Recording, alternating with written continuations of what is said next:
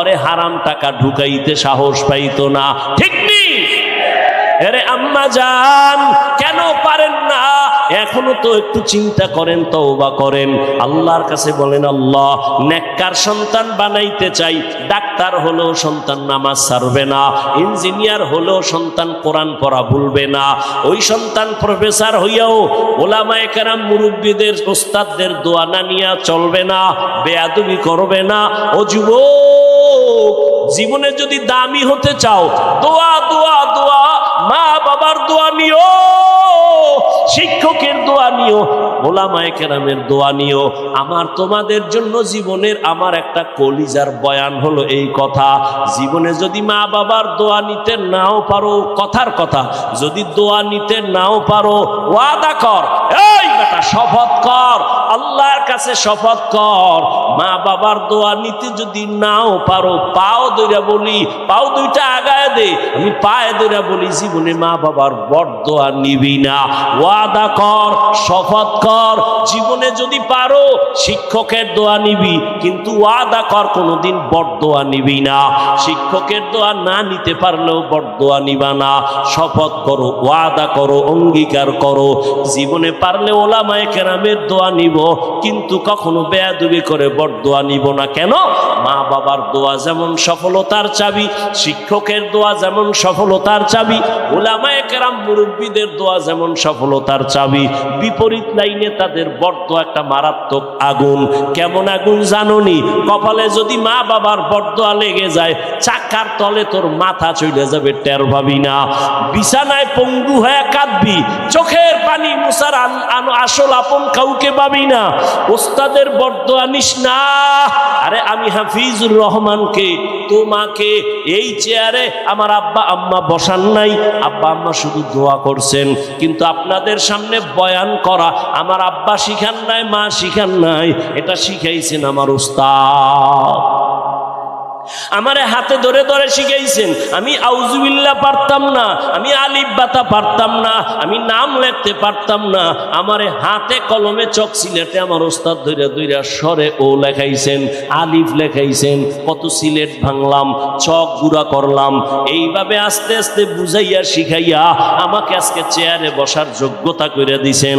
ওদিকে মা বাবার কান্না বন্ধ নাই, কলিজা দিয়া মা বাবা দোয়া করছেন, আল্লাহ গো আমার সন্তানটারে তুমি আদর্শ মানুষ বানায় দাও। ও যুবক বাবা, এই জন্য বললাম, কলিজা দিয়া বললাম, জানি না তুমি আমার কথাটা কেমনে নিবা। আমার মনে হয় জানো, সারা সাত আসমান যদি এক পালায় দেয়, আমার মন বলে আমার এই কথাটার ওজন আরো বেশি হবে। আমি এতটা মোহাব্বত নিয়ে তোমার কলিজার মধ্যে কথাটা দিলাম। মা বাবার দোয়া যদি নিতে নাও পারো, ওয়াদা কর, পায়ে ধরে বলি, শপথ কর, মা বাবার বরদোয়া জীবনে নিবি না। খবরদার, শিক্ষকের দোয়া যদি নিতে নাও পারো, পায়ে ধরে বলি, বরদোয়া নিস না, মরার আগে পঙ্গু হয়ে যাবি। অনুরোধ করি, আলেম ওলামাদের দোয়া যদি নিতে নাও পারো বাবা, বরদোয়া নিও না, বিরোধিতা কইরা গীবত শিকায়াত করে কপাল পুইরো না। তোমার বিরোধিতায় আলেমের ক্ষতি হবে না, তোমার কপাল পুড়ে যাবে, তোমার সন্তানের কপাল পুড়ে যাবে। কারণ মানুষের চোখের পানির বরদোয়া বড় আগুন, এটা যেখানে লাগবে সেখানে ধ্বংস হয়ে যাবে। ও আল্লাহর বান্দারা, এই যে বাংলাদেশে এত ঝামেলা, একমাত্র উলামায়ে কেরামের সাথে বেয়াদবির ফলাফল। অনুরোধ করে বলি রে বাবা, এখনো সময় আছে, তওবা করো, মনেরে বুঝাও রে মন, মরিয়া গেল আর নামাজ ছাড়বো না, দাড়ি কাটবো না, বেপরদায় চলবো না, মা বাবার সাথে বেয়াদবি করবো না, ওলামায়ে কেরামের দোয়া পরামর্শ, শিক্ষকের দোয়া নিয়া নবীজির তরিকায় চলবো। এ যুবক, আমিও যদি এখন প্যান্ট শার্ট টাই লাগাইয়া তোমার মতো দাড়ি কেটে চলতাম, আমি পারতাম, কেউ আমারে বাধা দিত না। টুপির কারণে মাথা গরম, তোমার থেকে কম বুঝি না, দাড়ির কারণে যৌবনের ভাব চলে গেছে, তোমার থেকে কম বুঝি না, এ জামাটা পরার কারণে শরীর গরম লাগে, কম বুঝি না। শুধু তাই, আরো কত মানুষ এই টুপির কারণে, দাড়ির কারণে, মাদ্রাসায় পড়ার কারণে, কওমি মাদ্রাসায় পড়ছি কেন, এইখানে পড়া লাভ নাই, চাকরি নাই, সার্টিফিকেট, কত বাজে বাজে কথা শুনছি, এরপরও কেন টুপি ফালাই না, দাড়ি ফালাই না, নামাজ সারি না? এর একমাত্র কারণ আমার মাওলার কোরআন সত্য, নবীর কথা সত্য। ওই কোরআনেও যা বলা আছে, নেক আমল নিয়ে কবরে গেলে জান্নাত, গুনাহ নিয়ে যদি কবরে যাই জাহান্নাম ছাড়া উপায় নাই। ও নবীর উম্মতেরা, কই তুমি নবীর আদর্শ বাদ দিয়ে তো আমগো থেকে উপরে উঠতে পারো নাই, আর আমরা নবীর আদর্শ মানতে গিয়ে তো নিচে নামি নাই। তুমিও যেমন 3 বেলা খাও, আমরাও 3 বেলা খাই। তুমি যেমন ঘুমাও, আমরাও ঘুমাই। আর তুমি যেমন বাজারে যাও, আমরাও যাই।